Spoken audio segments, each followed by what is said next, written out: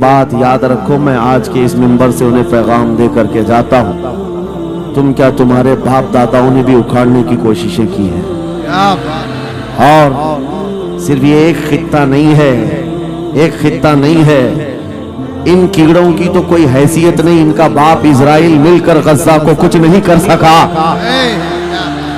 قتل کرنے کا مطلب فنا کرنا نہیں ہوتا۔ اسرائیل جیسی ظالم طاقت جس کے پاس سپر پاور طاقتیں پیٹروٹ میزائل بھی ہیں، دادا امریکہ ساتھ میں کھڑا ہوا ہے، یورپی یونین ساتھ میں کھڑی ہے، اور نہتے کنکریاں لے کر کھڑے ہونے والے بچوں کا مقابلہ کر رہے ہیں، اور ایک دو نہیں 10,000 سے زیادہ قتل بھی کر ڈالے، بچوں کو مار بھی دیا، لیکن پیٹ نہیں بھرا، ڈر ختم ہی نہیں ہوا، وہ ڈر ابھی بھی ختم نہیں ہوا۔ ہزاروں کو قتل تو کر لیا، لیکن رات کی نیند اور چین ابھی بھی بیکار ہے، غارت ہے، کیونکہ انہیں اندازہ ہے اس بات کا کہ ان میں ایک بھی زندہ باقی رہ گیا تو کل کا وہ صلاح الدین بن سکتا ہے، تاریخ دہرائی جا سکتی ہے۔ تمہارے علاقوں کو اکھاڑ پھینکنے اور اس کو بے گھر کرنے کی ایک ہی سازش ہوتی ہے کہ یہ غلامان امت محمدیہ میں رسول پاک صلی اللہ تعالی علیہ وسلم کی اس امت میں کوئی شیر بیدار نہ ہو جائے، ورنہ کتوں کی نیند حرام کر کے رکھ دے گا۔ میرے عزیزو، اپنی ویلیو سمجھو، اپنی حیثیت سمجھو۔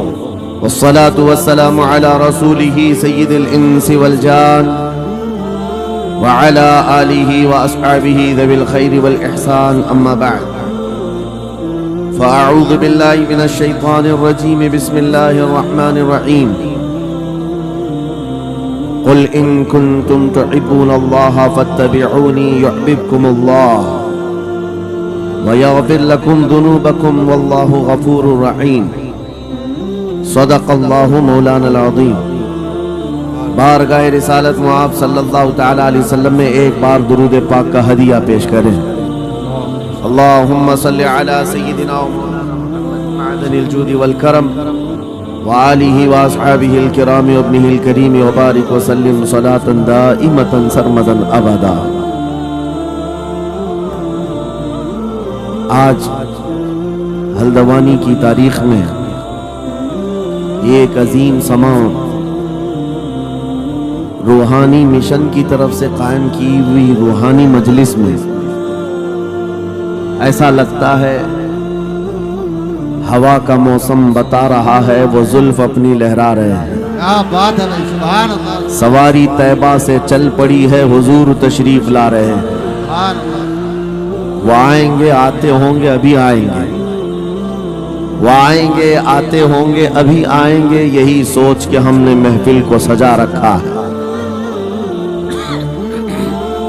عزیزان گرامی وقار، محب گرامی، فاضل جامع حضرت العلامہ مفتی نعیم اظہری صاحب، حضرت علامہ مفتی شاہد اظہری صاحب، دیگر علماء ذوی الاحترام جو یہاں پر موجود ہیں، مشکور و ممنون ہوں ان کی عزتوں کا۔ مفتی نعیم صاحب قبلہ نے جو کچھ بھی میرے متعلق تعارف کرایا، میں ہیچ مداں اس لائق نہیں ہوں، اللہ مجھے ان کے حسن ظن کے مطابق بنا دے۔ یقیناً وہ میری صحبت نہیں بلکہ میں ان کی صحبت حاصل کیا،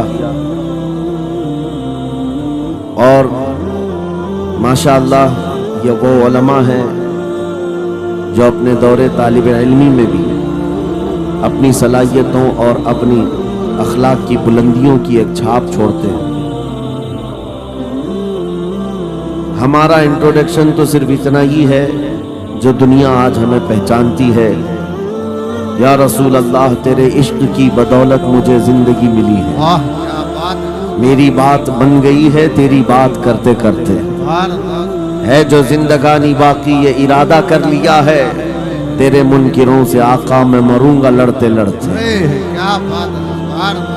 بڑی عجیب بات ہے، میں آپ حضرات کے درمیان یہاں آیا، علاقے کی جغرافیت معلوم کرنا میری عادت رہتی ہے، اتفاقی بات ہے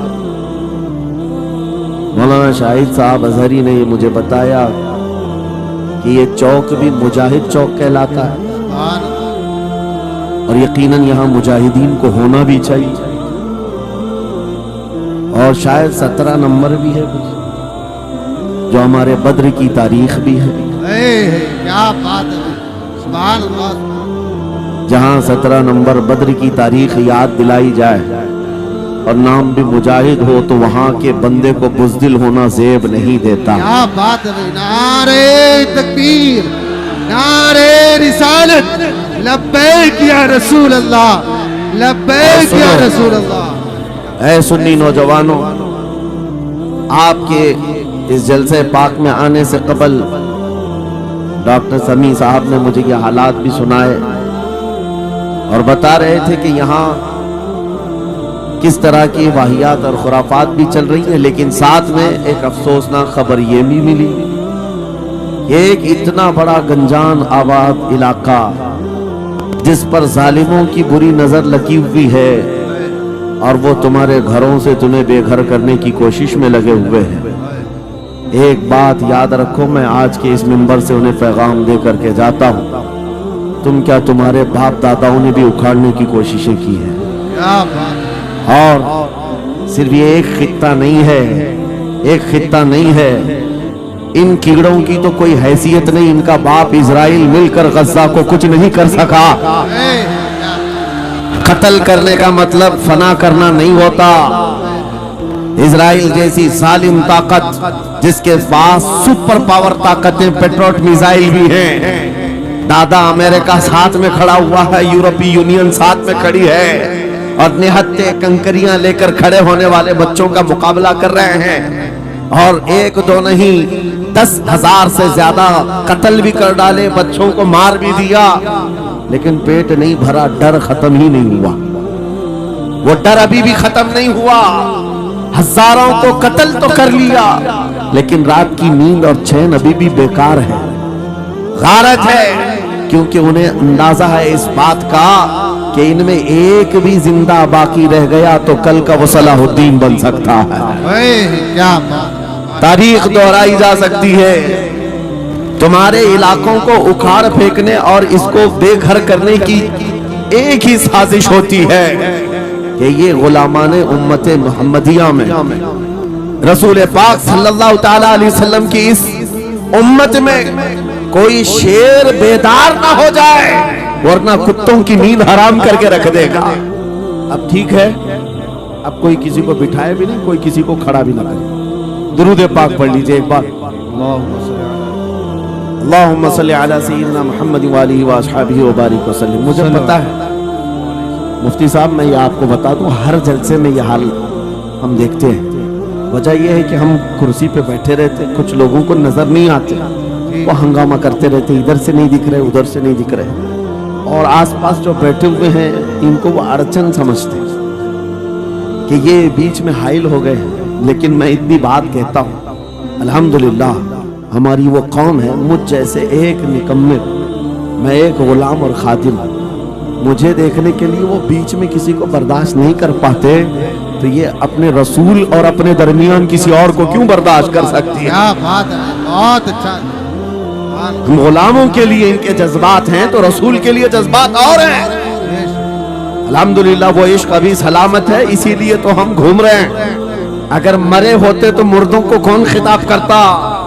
زندگی ابھی باقی ہے اور ہمیں امید بھی باقی ہے، امید باقی ہے، خرافات آ گئی ہیں، مجھے پتا ہے، غلط کام بہت آ گئے ہمارے محلے میں، مجھے صبح سے بتایا گیا بہت سارے، یہ ایک محلے کا المیہ نہیں ہے، ہم جہاں جا رہے ہیں شہروں کے شہر نشے میں تباہ ہیں، برباد ہیں، لیکن ساتھ میں مجھے اس بات کا یقین ہے حضور کی یہ امت گنہگار تو ہو گئی ہے لیکن غدار نہیں ہے، کیا بات ہے، بہت، حضور کی غدار نہیں ہے۔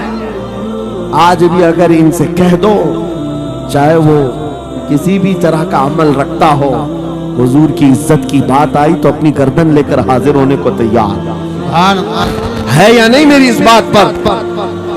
سنو، خالد بن ولید جب قلعے کا محاصرہ کر چکے ہیں، عیسائی پادری نے اپنے سارے ساتھیوں سے کہا ہم ان کو 3 دن کا ٹائم دیتے ہیں کہ ہم ان کو صلح کرنے کی بات کریں گے، لیکن میری ایک شرط ہوگی، یہ اپنے نوجوان ساتھیوں کو لے کر بازار سے گزرتے ہوئے آ جائے، اگر صحیح سلامت ان کے سارے فوجی آ گئے ہم قلعے کی چابیاں دے دیں گے۔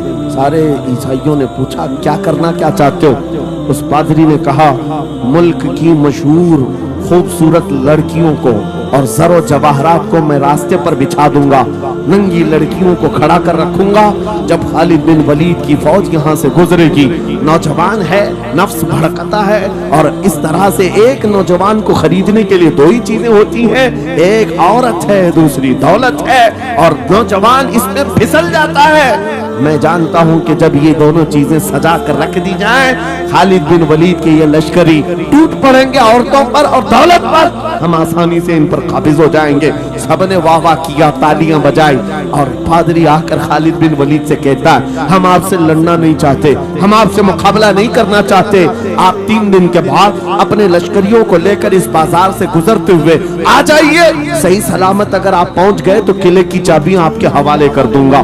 توجہ، خالد بن ولید نے کہا منظور ہے، یہ شرط میں اتفاق کرتا ہوں۔ واپس آئے، اپنے ساتھیوں سے کہا جنگ نہیں کرنی ہے، لیکن ایک ہی شرط انہوں نے رکھا ہے، 3 دن کے بعد اس بازار سے گزر کر ہمیں جانا ہے، لیکن کوئی نہ کوئی حربہ تو ہوگا، کوئی نہ کوئی سازش تو ہوگی، ہر چیز کے لیے تیار رہنا۔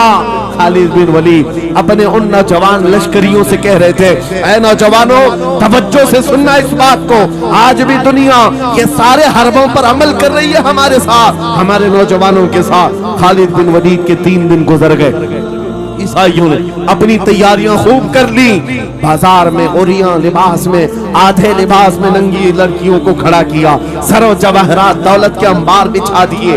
جب خالد بن ولید کی سپاہی میدان میں گزرتے ہوئے اس بازار میں آتے ہیں، پہلا قدم رکھا تھا، نظریں پڑ گئی، خالد بن ولید رک گئے، پلٹ گئے، اپنے لشکریوں سے کہا وہی آج میں تم سے کہہ رہا ہوں، انہوں نے کہا تھا اے نوجوانوں، اے رسول اللہ کے شہدائیوں، تمہاری امتحان کا دن ہے، آج تمہارے امتحان کا دن ہے، اگر تمہارا قدم پھسل گیا صبح قیامت تک تم پر لعنتوں کی پھٹکار ہوگی، اور اگر جمع رہا صبح قیامت تک اللہ کی رحمت کے پھول برسائے جائیں گے۔ نوجوانوں نے پوچھا کرنا کیا ہے ہمیں، آج کون سے امتحان میں کامیاب ہونے کا طریقہ کیا ہے اس امتحان میں؟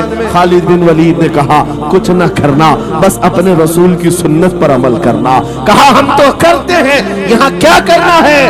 خالد بن ولید کہتے ہیں میں نے میرے مصطفیٰ کریم کو دیکھا ہے، جب رسول اللہ مدینے کے بازار سے گزرتے تھے اپنی نظریں نیچی کر کے جاتے تھے، آج تم بازار سے جا رہے ہو، بس اس سنت پر عمل کر لو، اپنی حیا کی نظریں جھکا کر چلنا، پھر اس کے بعد اللہ مالک ہے۔ خالد بن ولید کے جوش اور ولولے سے بھری ہوئی یہ تقریر ایسی اثر کر گئی، وہ نوجوان 1-2 نہیں تھے، سینکڑوں کی تعداد میں تھے، سر جھکائے بازار سے ایسے چل رہے ہیں، تاریخ نگار کہتے ہیں وہ اس طرح سے چل رہے تھے کہ ان کے سروں پر انڈا بھی رکھ دیا جاتا تو نہیں گرتا، نہ ادھر ہلائے نہ ادھر ہلائے، نہ ادھر دیکھے نہ ادھر دیکھے، اور برابر اپنی نظریں زمین پر جھکائے ہوئے تیزی سے چلتے ہوئے اس قلعے کے پھاٹک تک پہنچ گئے۔ وہاں وہ پادری صاحب انتظار میں تھے، بھٹک گئے ہوں گے، عورتوں سے بھڑ گئے ہوں گے، دولت جمع کر رہے ہوں گے، مگر یہ دیوانے ٹھکراتے ہوئے ہر دولت اور اوریانیت کو اس قلعے کے پھاٹک تک پہنچ گئے۔ پادری سامنے آیا، قلعے کی چابیاں وعدے کے مطابق خالد بن ولید کی گود میں ڈال دیا اور کہا ایک بات بتاؤ اے خالد، ایک بات تو بتاؤ، یہ جو تم نے جماعت، یہ جو تم نے لشکر جمع کیا ہے سپاہیوں کا، یہ انسان ہیں یا فرشتے ہیں؟ ان کے دل ہے یا نہیں؟ ان کی خواہشات ہے یا نہیں؟ ان کے جسموں میں نفس ہے یا نہیں؟ ہم نے ملک کی سب سے خوبصورت ترین عورتوں کو کھڑا کر دیا تھا، دولت کو بچھا دیا تھا، ان میں سے ایک بھی اس کی کی طرف توجہ نہیں کیا. خالد بن ولید مسکرا کر جو جواب دیتے ہیں وہ ہمارا ایمان ہونا چاہیے. کیا جواب دیتے ہیں؟ فرماتے نادان اے عیسائی، ان آنکھوں کو تو خریدنے کی کوشش کر رہا تھا جن آنکھوں میں پہلے سے جمال مصطفیٰ بسا ہوا. کیا بات ہے، سبحان اللہ.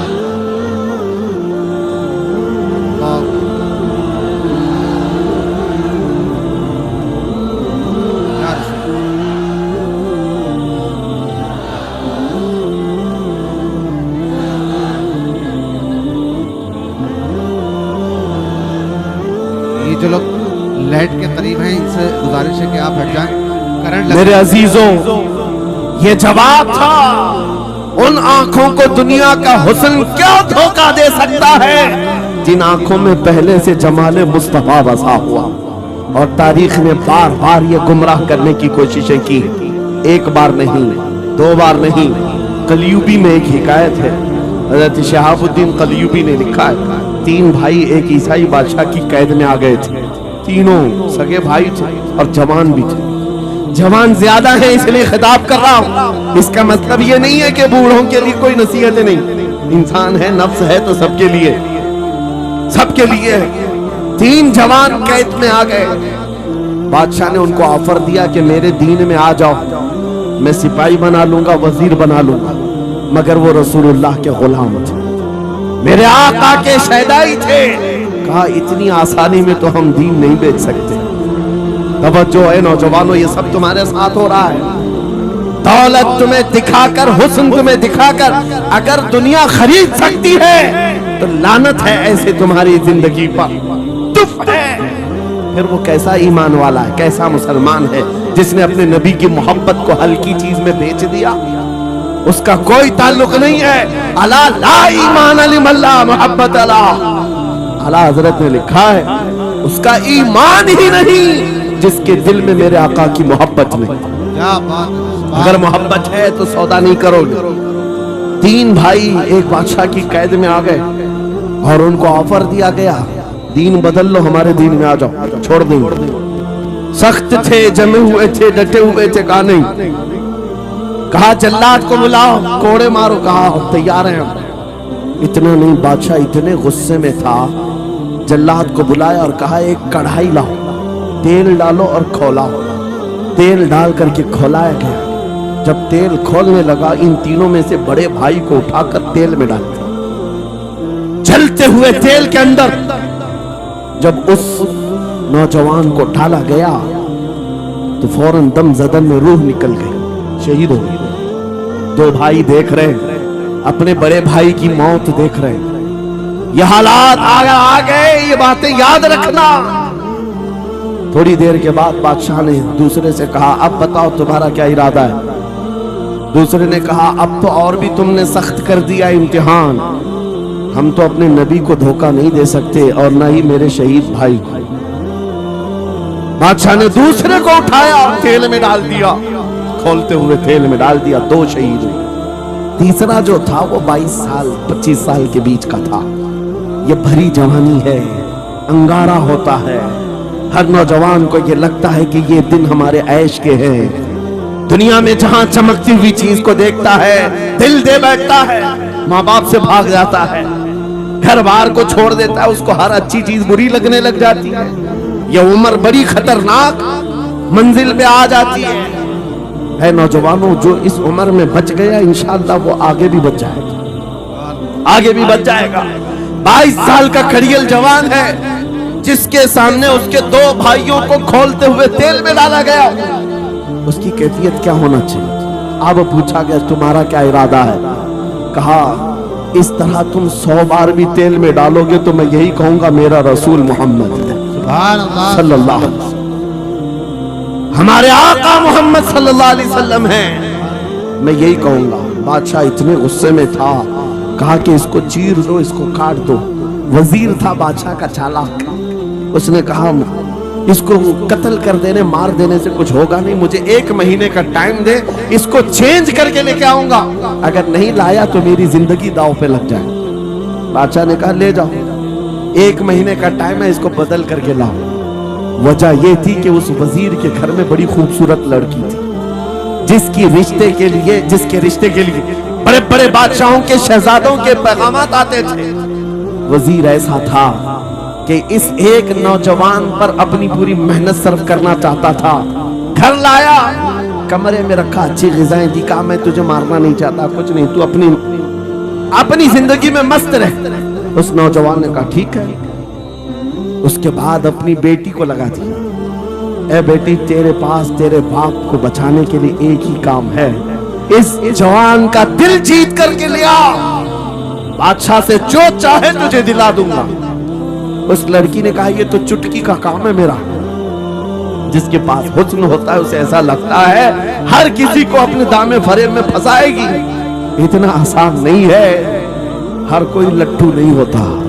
رات کو جب یہ لڑکی آتی، نوجوان مسلح بچھاتا سجدے میں چلا جاتا، ہر وہ کھڑی رہتی بیٹھی رہتی، کھڑی ہوتی بیٹھی ہوتی، رات گزر جاتی، وہ اونگ اونگ کر چلے جاتی.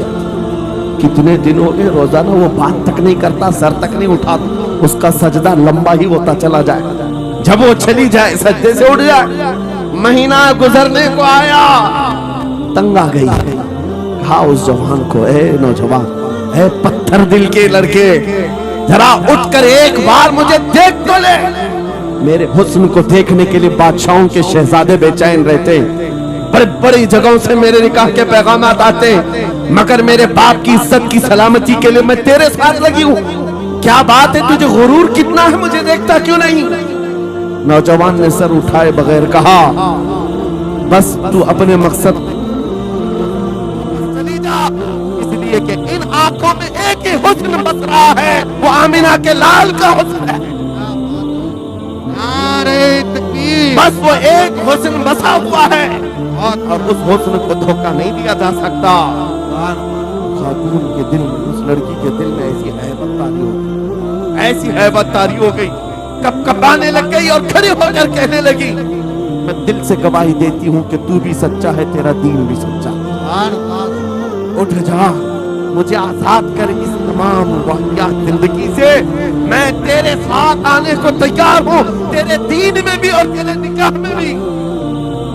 نوجوان کھڑا کہا کہ یہ ایمان لائی. اس خاتون نے کہا میں یہاں سے جانے کا دنیا اکثر یہ دیکھا گیا ہے وہ خود اپنی گردن مصطفیٰ کے قدموں میں دینے کو تیار. شرط اتنی ہے کہ محمد سے وفا تو ہم کہہ رہے ہیں یہ جہاں چیز ہے